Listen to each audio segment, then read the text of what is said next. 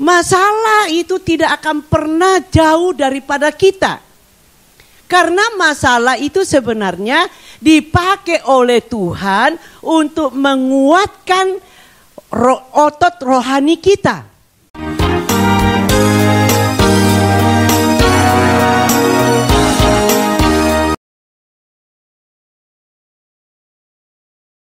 Saudara yang kekasih, saya mau tanya. Saudara yang kekasih, ada enggak di antara kita semua ini, waktu persoalan datang, dia kulonuwun ya. Nah, waktu persoalan, tantangan hidup, masalah akan datang dalam hidup kita, ada enggak masalah itu bilang, permisi aku mau ke kamu gitu. Kalau ada, coba angkat tangan. Pasti tidak ada kan? Nah, saudara yang kekasih, siapa yang sudah dapat ini? Warta tanggal 10 ya. Di dalam isinya, saya sangat suka saudara. Ada isinya di situ dikatakan berpacu mengalahkan masalah. Sebab itu baca. Iya, jangan terima sudah capek-capek, kasihan Kak Feli untuk ngatur semuanya. Diterima, mungkin ada yang untung sekarang sudah jadi sudah terima lewat WhatsApp. Nah, waktu sudah terima lewat WhatsApp jangan langsung amin, sampai papi bilang gini. Papi tuh ngomong gini, saya itu enggak ngerti anak-anak ya. Anak-anak dikirimin apa langsung amin, siap papi, amin. Tapi begitu kenyataan, nah sudah ngomong enggak baca. Capek deh. Makanya saudara yang kekasih, saya tadi tanya. Saya percaya setiap saudara dan saya pasti memiliki masalah. Entah masalah itu lingkungan keluarga, kondisi, atau tempat kita melayani, tempat kita bekerja. Ya, semua pasti punya masalah. Nah, sehingga membuat kita itu stres dan kadang-kadang jatuh. Nah, itu masalah itu bukan soal uang atau pokoknya semua masalah yang membuat manusia jadi jatuh dan tidak lagi menjadi percaya kepada Tuhan. Bisa jatuh karena tertarik dengan dengan pria lain yang belum menikah. Ataupun sudah menikah tetapi tertarik di dalam Facebook. Wah, rayuannya gombal. Sementara suamimu tidak pernah ngerayu kamu. Nah itu mengakibatkan bisa jatuh. Ya. Nah saudara yang kekasih, karena itu saya tadi tanya. Masalah datang silih berganti, tidak pernah menanyakan apakah kita siap atas masalah itu. Kalau siap kan berarti, ya saya teringat satu ilustrasi saudara. Satu kali waktu ada yang punya rumah. Itu ternyata kebobolan maling. Nah padahal dia itu orang Kristen, bahkan tergolong di dalam lahir baru. Nah waktu dia itu kecolongan atau didatangi maling, dia ngomong sama Tuhan, loh Tuhan, kok Tuhan bilang menjaga aku, menyertai aku siang malam, tapi kok aku kembali, kok kenapa aku kemasukan maling? Nah Tuhan Yesus, namanya juga ilustrasi ya. Tuhan Yesus bilang lah, kamu cuma nyuruh aku di ruang tamumu kok. Kamu cuma nyuruh aku di ruang tamumu. Nah dia doa lagi, ya Tuhan saya minta Tuhan jaga kamar tidur. Dan ini enggak semua diserahkan. Lalu kebobolan lagi, maling lagi datang. Nah lalu kemudian dia ngomong lagi sama Tuhan Yesus. Kenapa ini terjadi? Ya Tuhan Yesus bilang, loh kamu cuma ngomong kamar tidur sama ruang tamu. Ya aku kan Tuhanmu yang disiplin. Kalau disuruh begini ya aku cuma jalanin begini. Dia bukan orang yang terbatas saudara. Tetapi Tuhan kita itu dahsyat, Tuhan kita itu tidak terbatas. Tinggal hati kita ini kita serahkan sungguh-sungguh enggak kepada Tuhan. Dalam seluruh aspek kehidupan kita. Nah saudara yang kekasih, bukan masalahnya yang penting. Ya, tetapi yang terpenting adalah bagaimana menangani masalah tersebut. Halo, mulai mantuk-mantuk. Jadi saudara, baiklah kita punya pikiran, makanya ini berpacu mengalahkan masalah. Masalah itu tidak akan pernah jauh daripada kita. Karena masalah itu sebenarnya dipakai oleh Tuhan untuk menguatkan otot rohani kita. Saya bisa berdiri di sini memberi saudara semangat on fire. Karena apa? Saya sudah ngalamin semua itu, maka saya bisa ngajar. Saya mau katakan kepada saudara, kalau saya belum ngalami, saya nggak berani khotbah. Saya tidak berani ngajarkan. Karena saya sudah membuktikan dalam diri saya seperti tunduk pada suami. Saudara, saya kalau saya belum melakukan tunduk pada suami, saya nggak berani. Karena saya jadi orang munafik. Ya, saya bisa dari atas mimbar seperti malaikat, tapi di rumah seperti apa? Setan. Iya kan? Nanduk sana, nanduk sini. Ya. Nah itu sebabnya bagaimana kita meresponi untuk menghadapi masalah itu yang terpenting. Nah, ini masalah itu menunjukkan, sekali lagi saudara tenang ya. Saudara, kalau saudara menghadapi masalah dan saudara menjadi tenang karena saudara ingat firman. Saudara, firman dalam Yesaya pasal 41 ayat 10 itu awal berkata jangan takut, terus ditutup dengan kalimat pemenang. Berarti dalam kehidupan kita sehari-hari, ya, kita ini sebenarnya diberikan kesempatan untuk berpacu di dalam mengalahkan masalah hidup kita, terutama diri kita sendiri. Satu kali waktu saudara yang kekasih, ada seorang, ya, saya kebetulan waktu itu kita masih ada gereja di Guangzhou. Lalu seperti biasa saya biasanya minggu malam sudah pulang. Nah waktu sampai di rumah saya ngomong-ngomong dengan Bapak Gembala, saya tanya sampai kepada pemimpin pujian, siapa tadi mimpin pujian, firman Tuhan belum sebanyak ini pengkhotbah kita saudara. Ya. Nah lalu bercerita isi pujiannya apa, lalu kemudian firmannya apa. Nah hari Senin jam 10 atau jam 11 gitu, seorang temanmu telepon. Waktu telepon, ya belum umum waktu itu saya dipanggil mami. Kami dipanggil bapak ibu. Nah lalu kemudian marah-marah. Saya pikir kenapa saya pagi-pagi dimarahin ya. Wow ngomongannya enggak karu-karuan. Terus saya bilang ya dah cerita semua. Keluarkan unek-unek. Waduh kebun binatang keluar saudara. Saya pikir waduh ada kebun binatang di Hong Kong, di mana kebun binatangnya? Saya belum pernah. Nah, singkat cerita, setelah saya mendengar, saya ngomong sama dia. Oke, kamu minggu kemarin datang enggak ke gereja? Datang. Apa itu? Firmannya apa? Pujiannya apa? Oke gini. Kalau kamu punya teman yang datang ke gereja, kamu coba telepon dulu, saya tunggu. Ya, kamu telepon dulu kepada temanmu, tanya temanmu firman kemarin yang disampaikan apa. Nah lalu saya bilang, nanti setelah itu kamu telepon kembali, saya tunggu. Baik Bu, dah dia kira-kira 2 jam. Saudara yang kekasih, teleponnya beda sudah.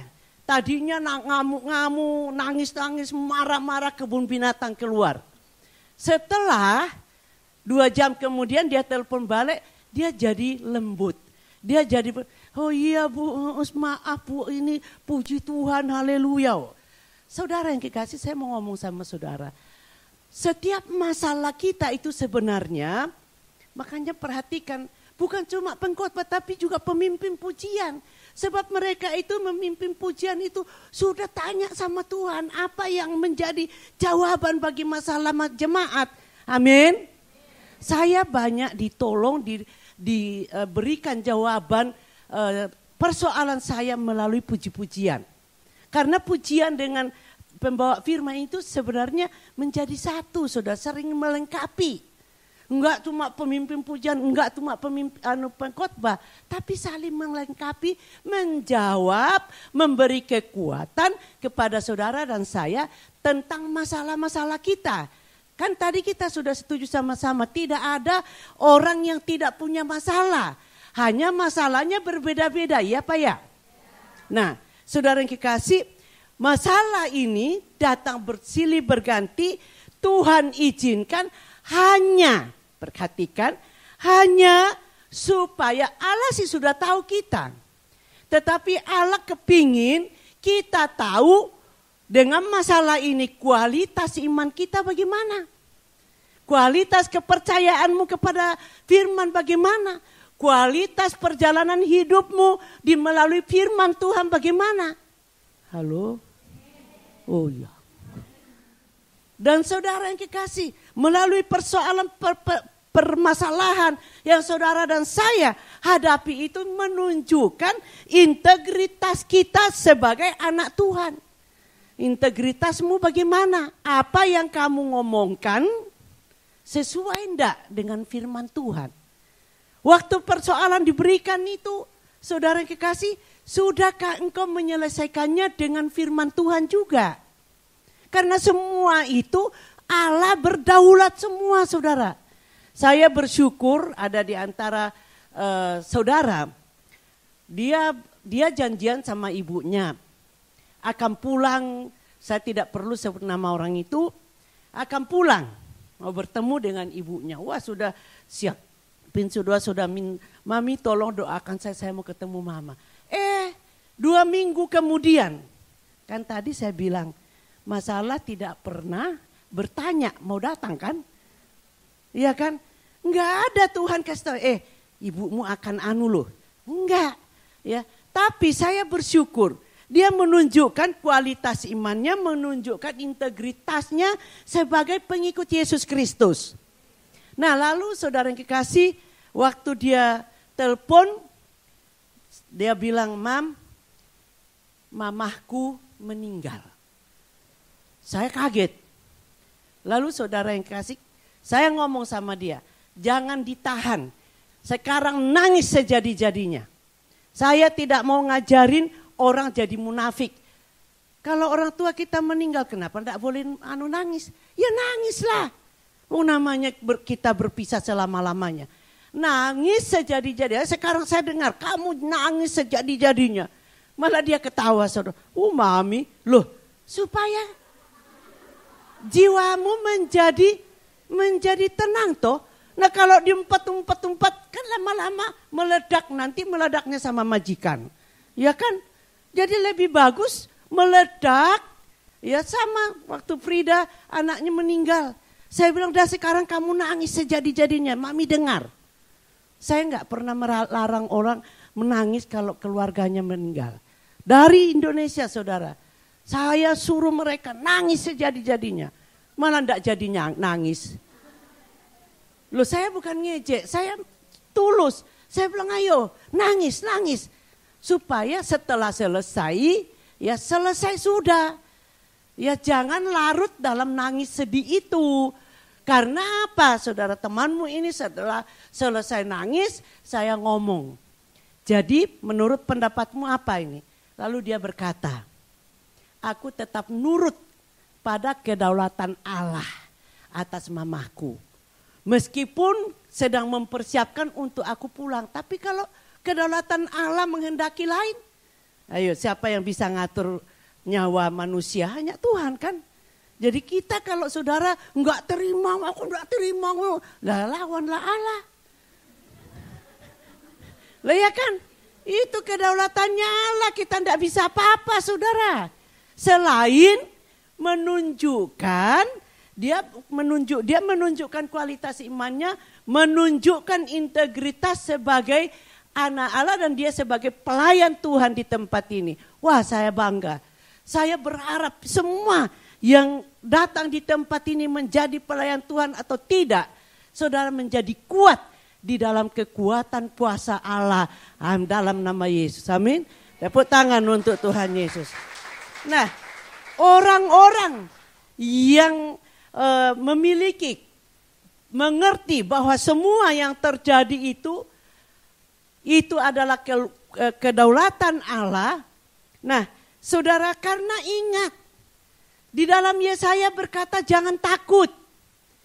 Lalu kemudian semua itu kan ada menyertai jangan bimbang dan ini. Nah, lalu kemudian ditutup dengan aku membawa engkau, tangan Tuhan membawa saudara dan saya dalam kemenangan.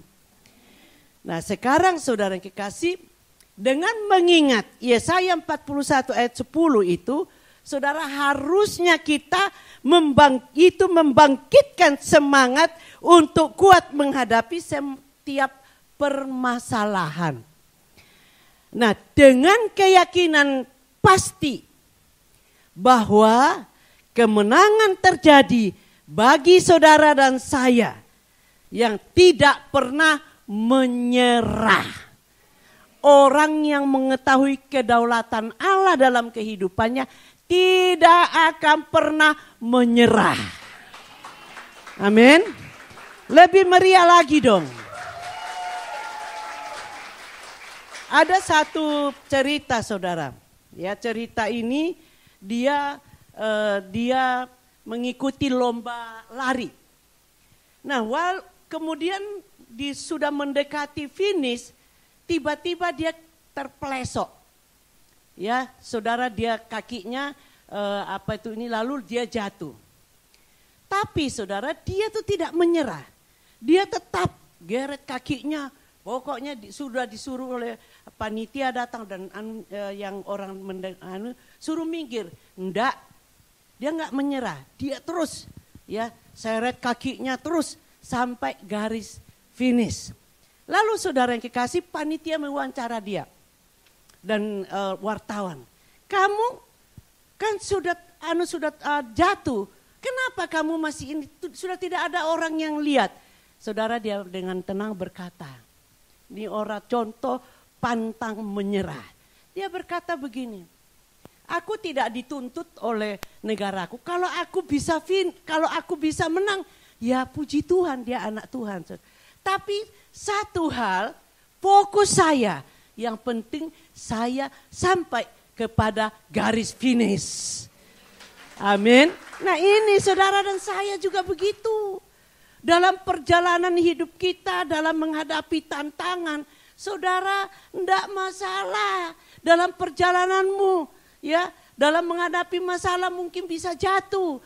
Tetapi biarlah saudara dan saya ini fokus pada mencapai garis akhir. Makanya banyak iklan-iklan kalau orang meninggal selalu berkata, aku telah menyelesaikan garis akhir, finish. Saudara, bukan soal ini. Tapi kita jangan sampai gara-gara masalah kita jadi enggak Tuhan-Tuhanan. Gara-gara bersenggolan satu dengan yang lain di gereja, enggak lantai-lantai 14-an. Lari ke gereja lain, enggak apa-apa. Bagi saya, orang itu lari ke gereja lain enggak masalah. Yang penting masih lari ke gereja. Lah daripada masuk ke gereja bawang, kan lebih bagus ini masih pergi ke gereja. Nah, tapi saudara, waktu dia pergi jangan membawa akar pahit. Itu yang tidak boleh. Iya.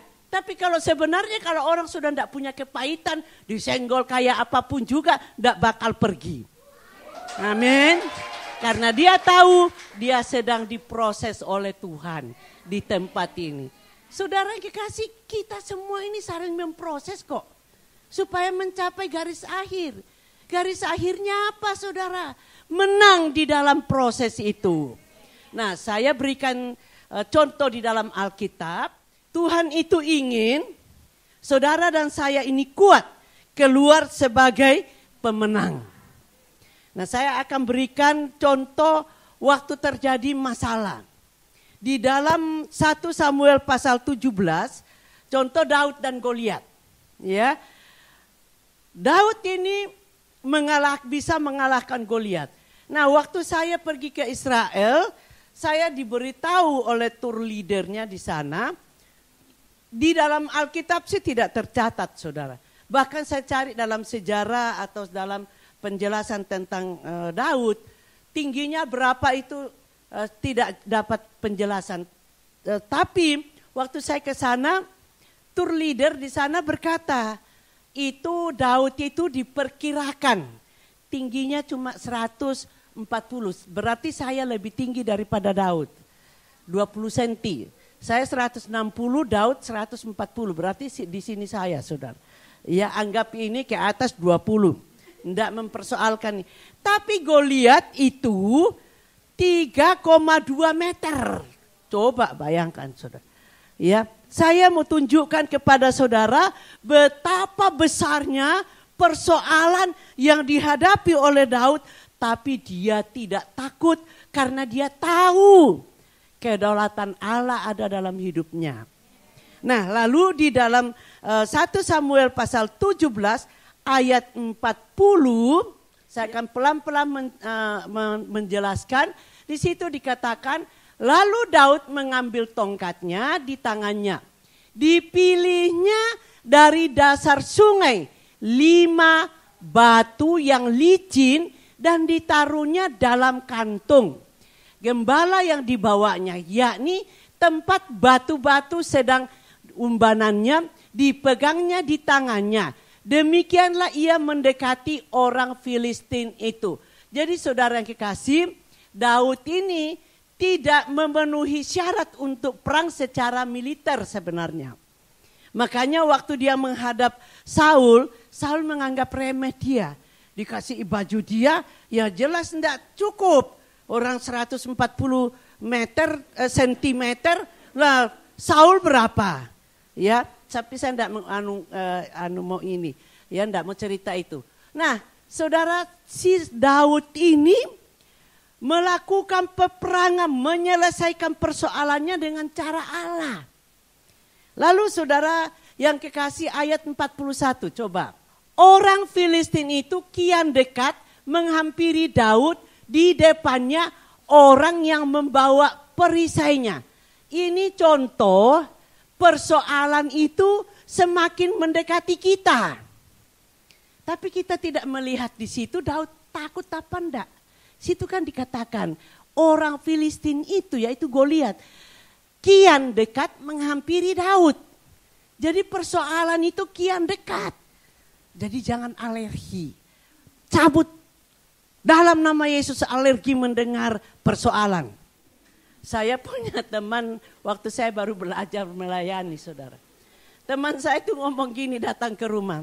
Nel, kamu pernah enggak? Saya bilang kenapa? Saya panggil namanya. Kenapa? Kamu pernah enggak ngomong begini? Persoalan, tantangan, masalah. Lai. Aku taruh di bawah kaki. Saya pikir, Terus dia bilang kamu ndak panggil juga akan datang kok Nel. Lalu saya mendengar dari Pak Niko, amin aja, kamu ndak amin tetap datang. Iya kan? Nah, ya. Nah, saudara yang kekasih, jadi di situ dikatakan persoalan menghampiri Daud dan di depannya orang yang membawa perisainya. Wah, Daud tidak punya ajudan, ini punya ajudan yang membawa perisai. Coba lihat lagi ya. Yang selanjutnya persoalan ayat 42. Ketika orang Filistin itu menunjukkan pandangannya ke arah Daud serta melihat dia, dihinanya Daud. Nah saudara, waktu persoalan nyampe bisa-bisa mata orang itu. Apa? Saya cerita satu persoalan yang temanmu alami, saudara. Temanmu ini masuk di tempat majikan. Saya ngomong mengenai masalah-masalah yang saudara hadapi sehari-hari. Supaya saudara ngerti. Saudara yang kekasih, tiba-tiba dia telepon, nangis-nangis. Karena dia baru masuk 2 hari, masih tinggal di situ. Waktu dia masuk, lalu kemudian dia telepon. Oh mami, kenapa kamu nangis? Kalau kamu berani manggil mami nangis, manggil mami, jangan nangis-nangis menghadapi apa. Terus saya bilang, iya tetanggaku termasuk tak singsang kalau ketemu saya tetangga dari atas sampai bawah. Dia bilang, kamu sebentar lagi itu majikan. Dulu waktu itu saudara majikan masih boleh bolak-balik terminit. Sekarang sudah enggak boleh kan. Nah lalu kemudian singkat cerita dia nangis, saya bilang, hei tunjukkan dirimu. Tunjukkan integritasmu, tunjukkan iman kepercayaanmu bahwa kamu adalah anak Tuhan. Lalu diam. Saya bilang, justru kamu masuk ke tempat yang seperti itu untuk menunjukkan integritasmu sebagai anak Tuhan. Kamu sudah diperlengkapi, diberi kuasa. Ikat itu roh-roh yang suka membuat terminit orang. Kamu sekarang perang. Oh begitu ya mami? Ya perang sekarang. Tapi jangan dengan mulut. Dengan kelakuan. Lah kalau dia datangi dalam nama Yesus. Lah dia tambah dibuang saudara. Jadi dia setiap pergi ke. Saya bilang kamu ke pasar enggak? Iya. Begitu mau buka pintu. Dalam nama Yesus saya ikat tukang terminit ini. Dalam nama Yesus hapuskan dari pikirannya. Ya pokoknya waktu itu saya ajarin sembarang ini saya keluarkan saudara. Nah lalu saudara yang singkat cerita. Kurang lebih 6 atau 7 bulan kemudian. Majikannya panggil terutama nyonyanya. Dia ditanyain. Kamu tahu saya siapa? Iya tatai majikanku. Kamu tahu enggak, aku ini tukang terminit orang. Dia bilang, saya beda. Kok kamu beda kenapa? Makanya dia bilang, lalu dia ngomong, kenapa saya enggak bisa terminit kamu? Kamu sudah 7 bulan, 6 bulan, 7 bulan di sini. Kok saya enggak berdaya terminit kamu? Haleluya. Nah ini saudara, iya tunjukkan integritas kita. Nah lalu dia berkata, temanmu ini, karena aku punya Yesus. Lah yang tak terminiti banyak orang Kristennya kok. Nah saya berbeda dengan mereka. Aku punya Yesus, aku bukan cuma beragama Kristen. Aku punya Yesus. Nah singkat cerita saudara, akhirnya dia di tempat itu 4 tahun. Kalau dia bukan menikah, tidak akan dilepas. Nah waktu itu dia berkata begini, kalau gitu kamu nanti pulang menikah kan enggak balik sini, suaminya enggak bolehin. Aku cariin orang yang dari gerejamu. Saya ditelepon, saya bilang sama dia, hati-hati jangan jamin. Ya, karena masing-masing perjuangan kalian kan beda kan? Kan enggak semua sama perjuangannya. Jadi saya bilang gitu, jangan memberi pengharapan kepada majikanmu. Lalu saudara dia bilang, pastorku bilang begini. Terus dia bilang, majikannya bilang gini. Tapi kan paling sedikit ada pendetamu yang bisa seperti kamu didampingi. Saya percaya didampingi pendetamu sampai aku tidak bisa terminit kamu. Nah dia bilang kalau begitu itu pastorku pasti setuju. Karena kan kita dinasehati. Dia bilang iya saya juga begitu, saya sudah mau menyerah. Terus pastorku bilang tunjukkan, lalu cerita saudara yang kekasih. Dan sampai saat ini saya tidak perlu sebut nama orangnya. Masih ada temanmu di situ. Sudah 10 tahun di situ saudara. Amin. Itu saudara. Ya ini caranya Tuhan membuat kita. Ya membuat kita lebih daripada pemenang. Apalagi tahun ini bangkit jadi pemenang. Itu artinya siapkan dirimu menghadapi masalah.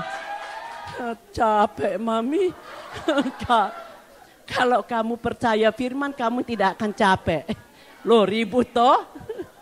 Sudah sampai ubun-ubun loh Mami. Kalau kamu punya integritas firman Tuhan, tidak akan sampai. Malah bahkan kamu menikmati. Ayo datang lagi. Satu kali waktu kami berjuang untuk membuka satu tempat pelayanan di Indonesia. Waktu sudah selesai semua, kami doa sama Papi, biasanya malam kita doa.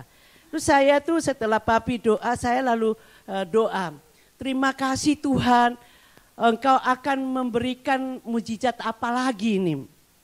Amin, waktu sudah amin, Papi bilang gini, kamu ndak capek tah?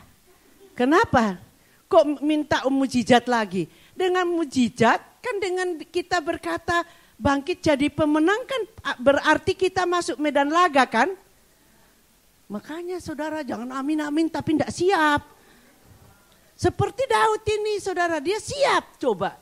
Ya dihinanya bahkan dikatakan dia melihat Daud dan dihinanya Daud. Ayat selanjutnya 43.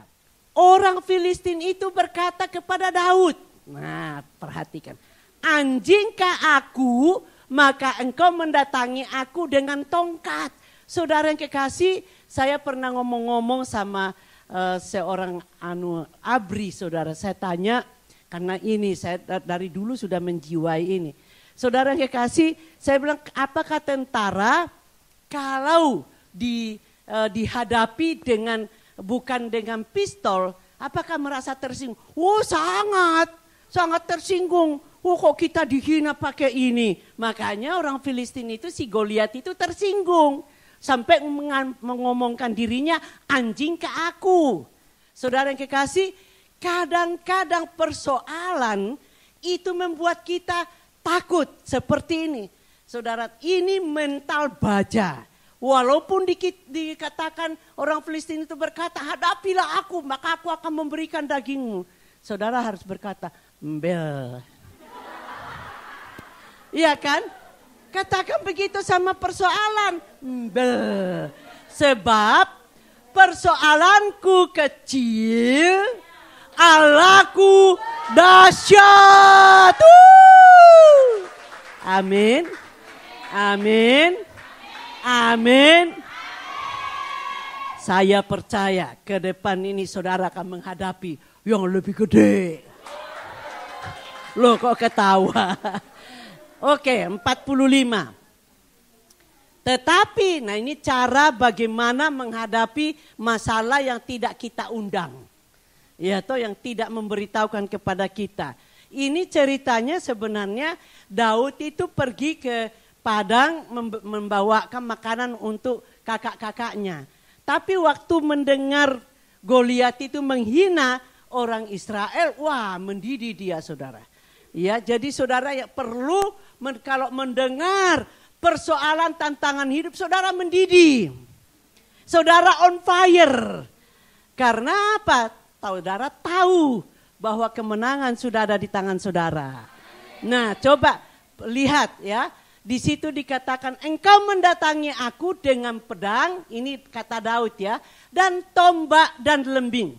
Tetapi, yuk baca sama-sama. Tetapi aku mendatangi engkau dengan nama Tuhan semesta alam, Allah segala barisan Israel yang kau tantang itu. Jadi persoalan itu, saudara yang kekasih, Allah sudah tahu. Makanya nyadar, enggak usah takut kiri kanan. Saudara percaya persoalan datang itu disediakan supaya saudara memiliki hikmat, memiliki persoalan itu memiliki kekuatanmu untuk engkau buktikan bahwa engkau lebih daripada pemenang. Nah, selanjutnya ada motivasi saudara. Hari ini juga Tuhan akan menyerahkan engkau di dalam tanganku dan aku akan mengalahkan engkau dan memenggal kepalamu. Saudara yang kekasih, saudara waktu mendengar masalah persoalan tantangan hidup baik itu dari desa, dari manapun juga. Saudara berkata, tersenyum, berkobar-kobar. Hari ini juga aku akan melihat kemenangan demi kemenangan. Amin. Nah, saudara jangan jadi orang Kristen yang loyo. Jadi orang Kristen yang semangat soda. Wow, di sini amin, amin. Nanti begitu dengar blues. Saya bukan melarang saudara untuk datang ngomong masalahmu, enggak apa-apa. Tapi tetaplah semangat, ya. Tetaplah berkobar-kobar. Itu sebabnya setiap ibadah kita canangkan on fire, on fire, on fire. Itu artinya waktu saudara menghadapi tantangan, masalah, saudara tetap berkobar-kobar. Sebab apa saudara? Kalau saudara loyo, maka kekuatanmu hilang. Tapi firman Tuhan berkata, bersukacitalah senantiasa. Amin, bersukacita itu adalah on fire. Jangan sampai kita kendor kekuatan kita. Saya sering membaca di dalam WhatsApp saudara berkata, on fire, jangan kasih kendor.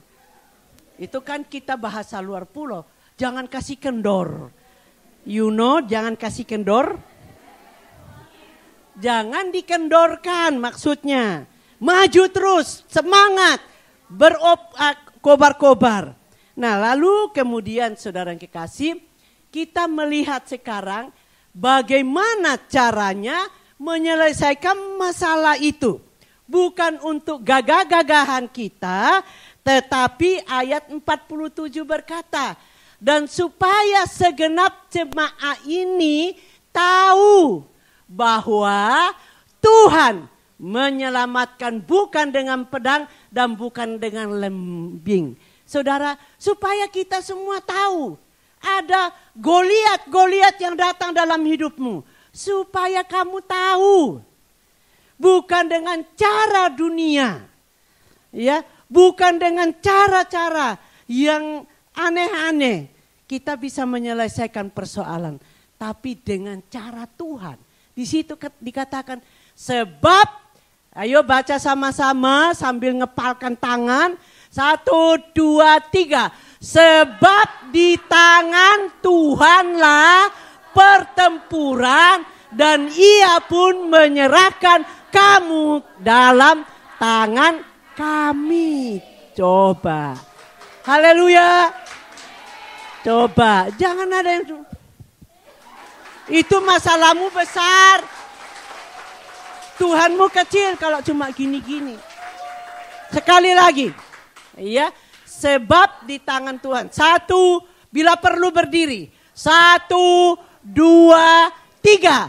Sebab di tangan Tuhanlah pertempuran dan Ia pun menyerahkan kamu ke dalam tangan kami. Dahsyat. Silakan duduk. Belum selesai.